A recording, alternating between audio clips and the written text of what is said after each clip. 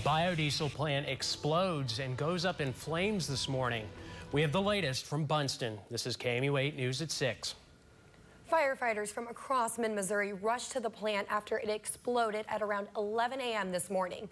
Good evening, I'm Lauren Donovan. And I'm Chris Gothner. Firefighters fought the blaze for hours at the Missouri Better Bean plant as flames raged into the afternoon.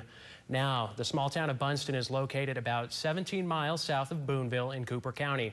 The plant, located in the town, processes soybeans into biodiesel. Cooper County emergency management officials say the explosion again happened at around 11 a.m. this morning. Units from at least 5 agencies, including the Columbia Fire Department, fought the blaze. Officials are saying they haven't heard of any injuries or deaths from the explosion. Residents within a half-mile of the plant are being asked to evacuate the area. One resident who lives nearby the plant tells us what he heard. Just explosions, what we thought was dumpsters being dropped from the guy across the street that works on dumpsters, till we heard the fire department and the deputies go by and came outside. So when we first stepped outside, it was pretty much just black smoke covering the air, and then it died down for a minute, and then the yellow smoke from the chemicals built up. Bunceton's mayor says the city is under a boil water advisory because of the explosion. He asked everyone in the area to send prayers and thank the many fire agencies that responded. We've had a reporter out at the plant since we first got word of the blast late this morning. KOMU 8's Emma Henderson joins us live from Bunceton with the latest. The fire in Bunceton is much more under control than it was earlier today.